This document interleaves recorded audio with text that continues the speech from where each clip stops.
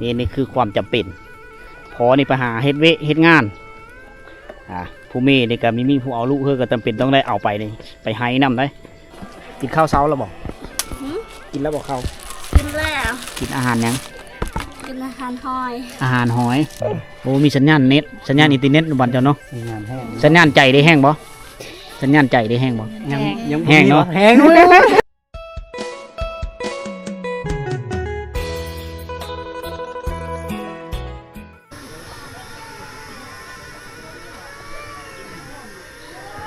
มื้อนี้เป็นมื้อที่เขาเจ้าพักผ่อนนะเขาเจ้าไม่ได้ไปเฮ็ดงานนะเขาเจ้าจะพักผ่อนเพราะว่าหลังจากเสียยาหายแล้วเขาเจ้าก็พักตามการเวลาเขาเจ้าเฮิร์นนี่กะทั้งนี้จะเป็นเฮิร์นยู่เฮิร์นโคหรือเฮิร์นลูกเพอลูกทรายอยู่ทึ่งพวกกะหลังสีฟ้าแล้วก็เป็นเฮิร์นเขาเจ้าปุ๊กไม้ละฮับแค่ฮับคนหันเวลาแค่มาย่างหอดขึ้นไปเฮิร์นใหญ่ฮันนะ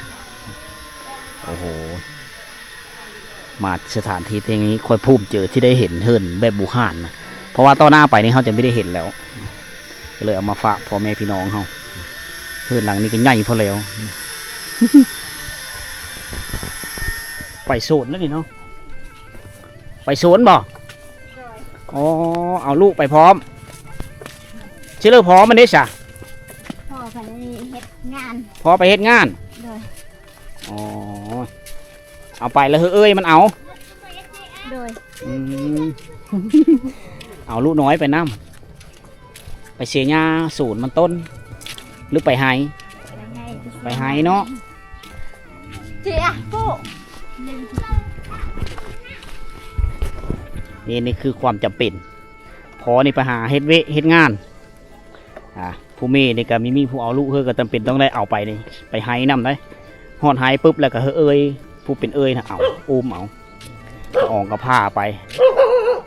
ออกอาแตไปเลยเนาะอันนี้คืออาแตอันนี้แหละวิถีชีวิตจริงของเขาเจ้าถ้าเขามีมาเขาจะได้เห็นในความต่อดำรงชีวิตทุมอปอนหน้าแบ่งโปะนี่ไปเนาะโดย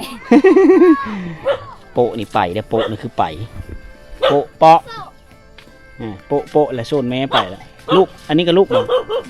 ลูกอ้ายข่อยแม่เพิ่นปะพอกันไปเฮ็ดงานแล้วอยู่นี่ข่อยหลานโดยน้าบุมพี่โอแล้วแกไกด์บ่ให้นะแคมเซ่ปอตัวแคบเซโปนพุ่นโปน้ำมันโปพี่โอแล้วแกอันนี้แบบดั้งเดิมมาลี่เนาะนี่เฮิร์ดบูฮานดั้งเดิมเขาเจ้าจะเอาก้อนหินจากธรรมศาสตร์เอามาห้องตีนเสาไว้อันนี้คือเสาเฮือนห้องนี้ความเสือเขาเจ้าละคือเฮาเอาหินมาห้องนี่โป๊ะมีขึ้นไหนแต่ละเสาในห้องโดยหินเบิดเลยหินจากธรรมศาสตร์นี่ตัวนี้ก็ตั้งขึ้นทะลุทะเลอย่างรีวิวเฮิร์นทุกคนเมื่อก่อนอันนี้คือไอเดียของเขาเจ้าแต่เวลาลมมาเนี่ยมีหูว่ามันสิเฟิร์นหรือมันมีการเน่งติงหรือบอกอันนี้เฮาก็มีหูกันตั้งเซนนี้เลยได้ตีนเสาโอ้โหมาเห็นมาหลายบ่อกับแปลกหูแปลกตาทนกี่หินนี่ตั้งเสื้อแบบนี้เลย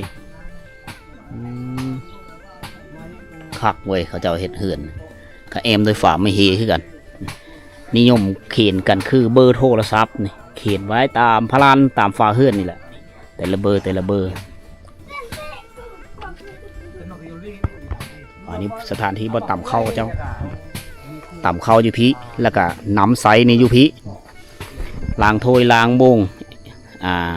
แต่งอยู่โคกินอยู่พี่อาบน้ำอยู่นี้ต่อน้ำลิ้นมาปล่อยเสือกถังไว้อันนั้นจะเป็นฟืนนี่เป็นหน้าที่ของลูกไผ่เราลูกไผ่ต้องได้หาฟืนมาสต็อกไว้เต็มในนี้ตลอดเขาเจ้าปะไม่ได้คือฟืนเพราะว่าเฮ็ดอยู่เฮ็ดกินอยู่นี่เขาเจ้ากระปุกผักนั่นอันนี้จะเป็นผักข้าวทองใบใหญ่ๆทุกคนผักข้าวทองเฮือนนี่เป็นเฮือนหลังอุบเลยเวลาลมมามันบ่ติงบ่เฮือนนี่มันอยากติงอยู่แล้วอยากติงเนาะเฮาสังเกตเห็นเจ้าตั้งเสือคือหินนี่ป้อตัวลมมาในเฮาเสือยานเลยเฮานี่ยานคือกันแต่ว่าเจ้ายานเหือเนาะเฮ็ดเฮือนต่างนี่บ่มีทึนนะลูกบ่มีทึนแค่ตั้งลงต่ำๆบัดโปะกินเนาะอ๋อโปะขึ้นหมดขึ้น แม่น อ๋อก็เลยยองชื่อขี้หินนี้ขึ้นไปสูงได้ หลังนี้ก็ตั้งชื่อขี้หินคือกันนี่ ผู้คนก็ถามค่อยว่า เป็นในเรื่องเขาจังเอาก้อนขี้หินมาตั้งเสื้อนะข้อดีคือมีเฮอโปะขึ้นอันนี้อันรับพ้านี่อันโฟนพ้านี่พ้านี่เอิ้นอะไรเปรี้ยคือกันบ่เปรี้ยเนาะเอาโปะจักปีแล้วนี่เฮิรนนี่หลังนี่ บนนี่ชงกูมาเนี่ยจ้าวะ เชื่องก็หม้อ5 ปี แม่น อ๋อหลังนี้เด้ อันนี้ก็กันแล้ว 5 ปีคือกันเฮ็ดพร้อมเดียวเนาะอ๋อ มันเลยหอยอัดไปกันแม่คือเปรี้ยเลยบ่ ได้ลูกเพอลูกเคยแล้วบ่ บ่มี กับมัน จิติ้งจิต้นแล้ว อยู่กับเมีย พาผู้เดียวพากับแม่กันยัง อ๋อยังแต่พอกับแม่ ผมมาคือลูกชายเล่าอันลูกไผ่มีปะแล้ว ออกอยู่เฮือนต่างหาก ไปปะแล้วเมียไปปะแล้ว อันนี้แหละยังแต่ลูกชายเล่ากับหลานเล่าอยู่น้ำกันอยู่นี่ อ๋อ นั่ง ยาง นางลำเคน่ะไก่คือมันลำคือบ่อันโดล่ะกล้าแป้ลำเยี่ยๆเนี่ยมันเนี่ยบ้านก็เนี่ยโอ้อันนั้นเลยโหยคือเลยโหยคือ อ๋อลูกไผ่แล้วละเมื่อแล้ว แมน เมื่อเฮือนหลังแล้ว ลูกชายเล่าหันเคย มีเมีย2-3 คน เอากูได้กับ ปะ เมียปะ เอาผู้ใดกับเมียป้า แม่น โอ้ 3 คนเลยเนาะ ลูก 2 อ๋อ นั่งผู้นึงนี่เฮือนมึงลูกชายพ่อ เอาเมีย2 คนกับป้ากัน ปะครับ อย่าห่างกัน2 คนแล้วยังแต่หลานลูกเล่าอยู่ลำเจ้าเนาะ ยังแต่ล้านกับลูกนี่แหละ เว้าพื้นสุกดฟัง ทุกไปเลย สำคัญได้ลูกไผ่นี่ก็สำคัญเพราะว่าถ้าว่าเขาอยู่นี่เวงานต่างๆเลยจะแม่นลูกไผ่กับลูกชายเป็นผู้เฮ็ดถ้าว่าลูกชายนี่มีครอบครัวแล้วเป็นพ่อหางแล้วก็เราก็เวต่างๆก็จะนักอยู่ในผู้เป็นพ่อเป็นแม่บัดนี้เท่าก็จะเป็นเอสนะอย่างนั้นนะเป็นพ่อหางแล้วก็เป็นผู้บ่าวแล้วก็ไปลิ้น แม่กระเช้าคือพ่อนี่แล้ว เ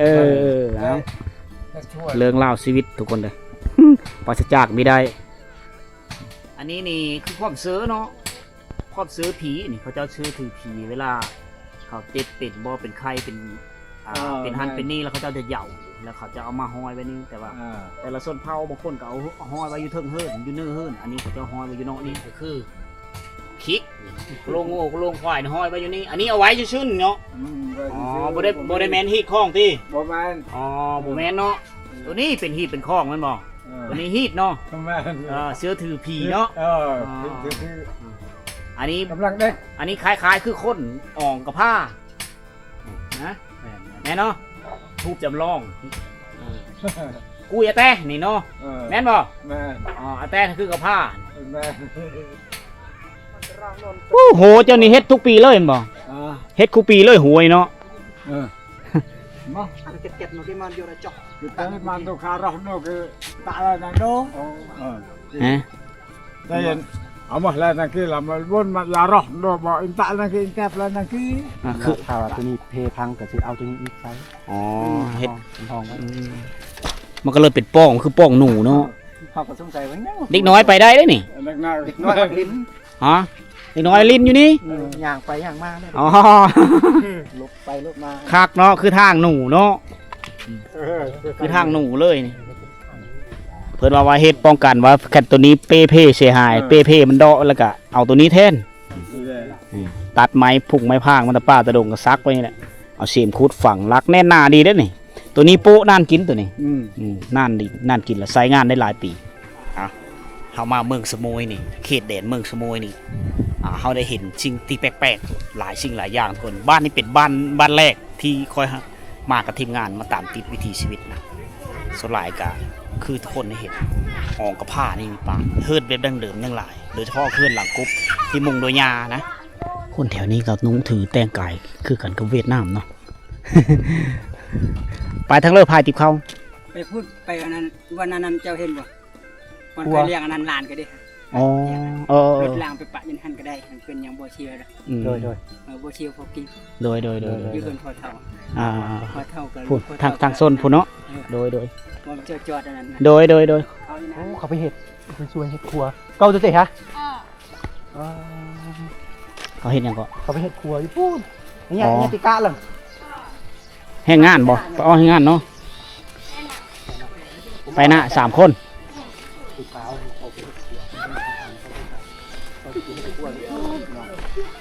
ย่างไปบ่ละย่างไปบ่ เนี่ยติกะจะนมอีกเก่าแล้ว อ่า เขาสิย่างจะนี่ไปหาครัวเพิ่นไปโอ้โห สองคนนี้ไปซื้อเลยผู้หนึงเด้ทาอยู่นี้อ๋อ พี่จักรอ เจ้าก็ไปบอกไปเฮ็ดขู่คือกันบ่ แม่น เกี่ยมเครื่องแล้วอ๋อเฮ็ดกินยังควันตุดๆอยู่ต้มน้ำไปคู่มือบอกไปเฮ็ดขู่ บ่ อ๋อแบ่งปั่นกัน แต่ละมือเปลี่ยนมันบ่ บ่ อ๋อผู้สาวเผาปะโกะกินข้าวเช้าแล้วบ่กินแล้วบ่ข้าว กินแล้ว กินอาหารยัง กินอาหารหอย อาหารหอย แม่น ไกด์บ่ไปหา ใกล้อยู่ห้วยเลย ห้วยพุ่นเหรอห้วยทางมาพี่ห้วยบอนเจ้าไปเฮ็ดขู่ฮะ แม่น อ๋อทางยะเนาะเฮ็ดขู่แล้วทางคือสิสบาย ซื้อได้ได้เจ้านี่น้องหยังซื้อได้ไหน ซื้อบ่ ด้วย ซื้ออาบ ซื้ออาบโอ้น้องอาบ อาบ ออบโอ้เว้าเป็นแบบภาษาอาบอายุจักปีแล้วล่ะ ซาเป 20 ปี แม่น อืมเก็บเครื่องสิเดี๋ยวสิไปเฮ็ดเวะเนาะ แม่น อ๋อบ่ได้แล้วเราบ่เสียหยังให้ ยัง ยังมื้อนี้ไปเฮ็ดเวะร่วมก่อน แม่น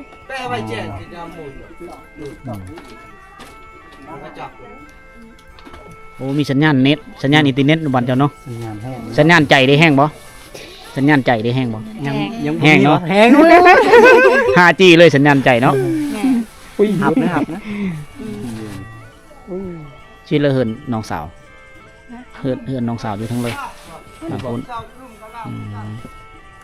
บ่แม่นคนมัน แม่นอ่ะคนบ้านเลย วันนั้นสัก บ่จัก เราอยู่บ้านแมว ทั้งตัว ตัวแล้วแล้ว บอกกี่ตัวนี่ถึกตัวเลยเนาะ ถึกตัว จาเมืองสมวยตัวข่อยแล้ว บ่แม่นคน บ่าวสวรรค์ถึกต้มมีเพลงกันด้วย บ่าวสวรรค์ถือตบเราซะเราอยู่บ้านแมวเราถ้าอ้ายมีเวลามาเมืองสมวยกับมาแวะดินบ้านน้องแน่เรา บ้านกวางบ้านงามเนาะบ้านเจ้าเนาะคนก็งามเนาะ คนบ่มา สาวงาม สาวงามในชนบท ใจดีหอมดี เอาบรรดาสาวสาวนุ่มแต่ละมือนี่เขาจะแบ่งปั่นกันตกเสื้อกันว่าแต่ละคนนี่แต่ละโซนหลายก็จะเป็น3-4หลังคาเฮิรนหรือเขาแบ่งตามจุตามหน่วยไปเฮ็ดเวโลมนั่นก็คือเขากำลังก่อสร้างโขเฮาหมู่บ้านนะทุกคนจะมีแม่น้ำตัวหนึงคันเข้ามานะ แท้ง เบิดมือเลยบอกไป เปิดเยอะแทนอัน เป็นลิ้นแปลงรถพร้อมเนาะอ๋อ แป้งหลุดเลยแป้งทำแปลงซ้ำเพชร มันเครื่องเซฟเองนะ แปลงซ้ำแปลงได้เนาะ แม่ เฮ็ดตามความสามารถ แก้ไขนะ อืม สวัสดีแก้ไขนะ เครื่องเราก็หลายอยู่ได้อ คนไป มีตู้เย็น ไปกินข้าวอยู่พุ่นเลยบ่มันมากินอยู่เฮือนเฮือนหลังนี้ก็ใหญ่กว่าหมู่ในหมู่บ้านนะสูงก็สูงทุกคน แต่ว่าเฮือนที่ว่าเหยาวกว่าหมู่นี่คือ แบบนี้แหละ อันนี้เขาเอิ้นว่าพ่อบักโกะเฮือนหลังเหยาวเหยาวเย็ดไปมี3 ห้อง 4 ห้อง อยู่นำกันเลย ในสมัยเมื่อก่อนแล้วเขาจะมุงหญ้าแบบนี้แหละทุกคน แต่มาตกมาปัจจุบันเขาจะก็มุงสังกะสีแต่เฮือนในลักษณะเฮือนในหลังยาวหลังใหญ่2-3 ครอบครัวนี้อยู่เฮือนหลังเดียวกันเลยนะคุณนาทุกคนเลย หลังนี้ก็ใหญ่พอแล้วหลังนี้เฮือน2 ชั้นถึงว่าเขาจะอยู่บ้านเนาะคอหน้าอยู่ผู้ดอยก็ตาม แต่ว่าเฮือนเขาเจ้าก็มีการพัฒนาเฮ็ดเฮือนแบบหรูหรากันแต่ว่าเอาแอมได้ฝาไม่เฮได้ฝาประตูปองเยมเขาจะถือว่ายังไม่ทันสำเร็จบ้านชวน โบจักภาษาเดียวเนาะ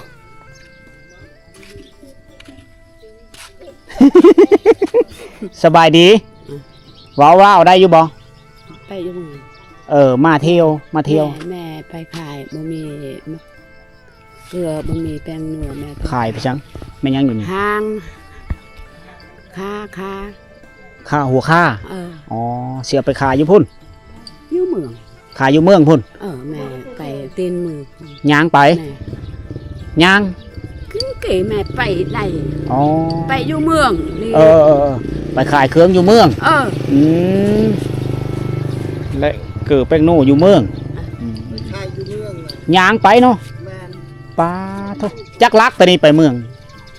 ประมาณ4-5 ลัก 4-5 ลัก อ๋อ เรามาแล้วนี่กำลังสิไป กำลังไป โอ้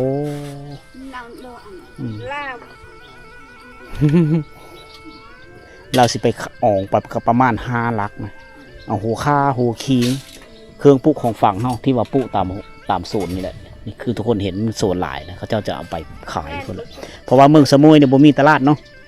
มีตลาดขายของกินเนี่ยมีแต่อยู่ในเมืองนี่อยู่ อ๋ออืม บ้านนี่ เขาเจ้าต้องเอาเครื่องเอาของไปขายอยู่พุ่นในเมืองเลาะขายตามห้างร้านเนาะ แม่น ยาง5 กิโลทุกคนนี่เครื่องปลูกของฝั่งโฮชิเคอร์ใบบอนอิฐใบบอนเพลฟืนเต็มมันคือความดุมันของเขาเจ้าเพื่อนแบบดังเดิมนี่ก็ยังหลายหลังหลังๆก็คนมีอยู่แล้ว อันนี้ให้สร้างมาไม่ไหม้เลย อันนี้แบบเขาเฮ็ดทวาดออกมาทางนี้เนี่ยสะดวกสบายเอาผ้าห่มเอาสนะเอาพี่เลยเอาซาดบอนไว้บอนอยู่บอนนอนเขาเจ้านะเครื่องสิ่งของต่างๆเขาเจ้าจะเอาขึ้นไว้อยู่เทิงบอนเขาเจ้าเฮ็ดห้างออกมานี่ได้เขาเจ้าจะไม่ได้ปะตัวนี้ไว้เพื่อพื้นที่มันว่างเขาเจ้าจะเฮ็ดห้างไว้เลยสะดวกสบายเอาถ้วยเอาโบ่งเอาผลึกมาไว้อยู่นี่อันนี้คือข้อดีของเขาเจ้าฉะนั้นเวลาเข้าไปหมู่บ้านของพวกชนเผ่าปะโกะชนเผ่าตะโอยเขาเจ้าจะเฮ็ดห้างออกมาทางกระเดิบทางเฮิร์นพี่นั่นเด้เห็นบอกเจ้าจะเอาบอลไว้คือฉะนั้นเฮิร์นเขาเจ้าในเวลาเฮาขึ้นไปนี่มันจะสะอาดมันจะกว้างแป่นนะสำหรับเบื้องนี้นี่จะเป็นทิศตะวันตกของหมู่บ้านทุกคนทิศตะวันตกของหมู่บ้านเนี่ยเขาเจ้าจะเอาเหลามาไว้อยู่นี่นะเอาเหลานี่ตั้งเล่นกันซับลาบอยู่นี่เลยกะอันนี้คือความเชื่อถือของเขาเจ้าคล้ายๆคือเกินกับเผ่าตะโอยที่คอยพาทุกคนไปแต่ละหมู่บ้านนะอันนี้เผ่าปะโกะนี่คือกันเผ่าปะโกะกับเผ่ากระดูนะเขาส่วนหลายเขาเจ้าจะอยู่นำกันนะฮีดคล้องวัฒนธรรมคล้ายๆคือกันทุกคนนี่เหลานี่ก็เป็นเอกลักษณ์ของเพิ่มมันออกแบบตามสไตล์ตามจินตนาการของแต่ละคนนั้นผู้บางคนก็มุ่งกระเบื้องผู้บางคนก็มุ่งหญ้าแล้วก็ผู้บางคนก็มุ่งสังกะสีแต่ว่ารูปสดส่งเขาเจ้าเฮ็ดนี้แบบหลังคายุคใหม่แล้วก็แบบยุคเก่าแบบดั้งเดิมก็มีอันนี้ก็เป็นเฮิร์นเป็นสไตล์หลังกุ๊บคล้ายๆคือเฮิร์นของเจ้านะเบิ่งอะไรก็งาม อันนี้เราเข้าเนาะพอเนาะโอ้เขาเจ้าจะไว้อยู่ชนบ้านเนาะไม่ได้ไว้อยู่บ้านเนาะห่างจากบ้านมากกับประมาณ500 เมตรหรือ200 เมตรแล้วเมียนอยู่ด้วย คล่ำเนาะไว้อยู่เพื่อนเนาะ ลำนะครับ อ๋อ นี่ ยานไฟไหม้ ยานไฟไหม้ สำคัญที่สุดเลยแม่นยานไฟไหม้เนาะ แมน เปิดบ่ได้ต้องได้อยู่ได้บอนสถานที่สะอาดสะอ้างถือผีขวัญเข้าเนาะถือผีไปทางไหนนี่ไปหาย ไปให้ เสียยาหายเนาะเปาะชะไดบ่ไปยาหายโปะเนาะโปะชะได โปะไปได้ โปะไปได้ โปะไปได้ โปะไปดีไปได้ ผู้นั้นเราไปทางพุ้นอายเราไปทางพีโอ้ธรรมศาสตร์เส้นทางบ่ตัวนั้นคือบ่แม่นเนาะนาผาน่ะเนาะ เส้นทางเฮ็ดพัดผู้เลย ฮอดผู้เลยเนาะโอ้ตัวผู้เส้นทางมันทุกคน เอารีวิวเล้าเข้าหรือว่าสร้างเข้าบ่อนเก็บเมนเข้าหน้าเข้าไฮส่วนหลายก็เฮ็ดไฮนะแถวนี้จะเป็นเข้าไฮเขาจะมาไว้พีแหละฮอดยามประเพณีมากเขาเจ้าก็มาเฮ็ดฮีดของประเพณีมาเฮ็ดพิธีกรรมต่างๆจะเป็นการเชื้อถือผีเขาเจ้าส่วนหลายก็แบบนี้แหละนี่คือเล้านะคล้ายๆคือกันกับเผากระตู้เผาตะโอยละอันเดียวกันแต่ว่าต่างกันสำเนียงเสียงเว้าเมื่อกว่าหลังนี้ก็เฮ็ดขันไดขึ้นงามข้างในเลยอันนี้พ่อเพียงเล้านะเจ้าก็เฮ็ดงาม แสดงว่าเขาเจ้านี่มักความงามแล้วก็ความสะอาดส่วนหลายก็เป็นเฮือนที่ถาวรได้หลังนะเพราะว่าเขาเจ้านี่เฮ็ดตีนเสาสูงสิมั่งสูงเลย แต่ว่าเฮือนแปลนในส่วนหลายเขาจะแต้มสีเขาเจ้าจะท่าสีสลับซับซ้อนสีแดงสีขาวสีเหลืองประมาณนี้มันคือค่านิยมของเขาทุกคนเอาเบิ่งเอาหน้าบ้านเขาเจ้านี่สะอาดเป็นหน้าบ้านที่กว้างขวางสะอาดเฮาเบิ่งแล้วมันสบายตานะ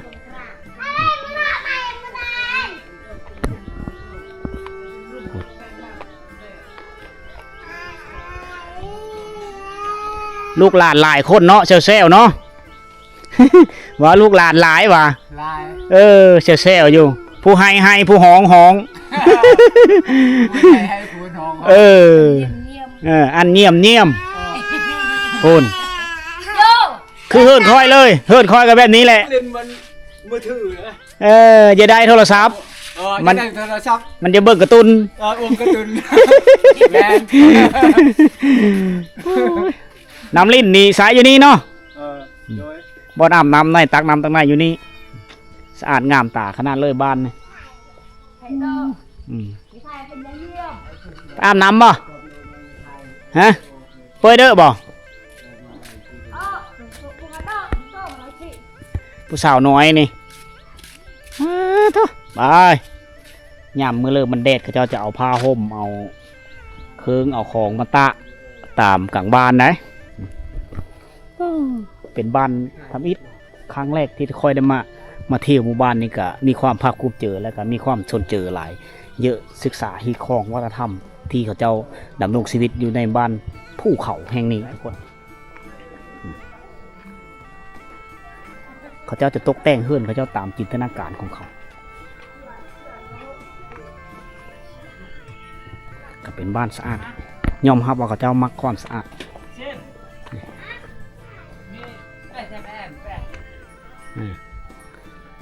เฮือนนี่งามเนาะส่วนหลายเฮือนงามเนาะเฮ็ดเฮือนคักสุเจ้าเอ็ด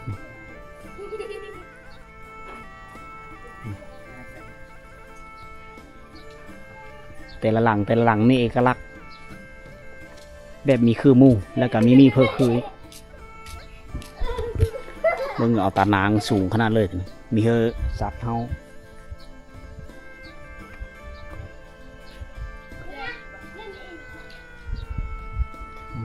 ที่เท่า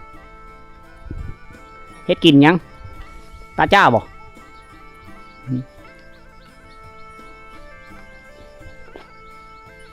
เพื่อนเขาเจ้านี่เห็นรถบอลเขาเจ้าไว้เครื่องไว้ของเขาเจ้าจะไว้อยู่ทึง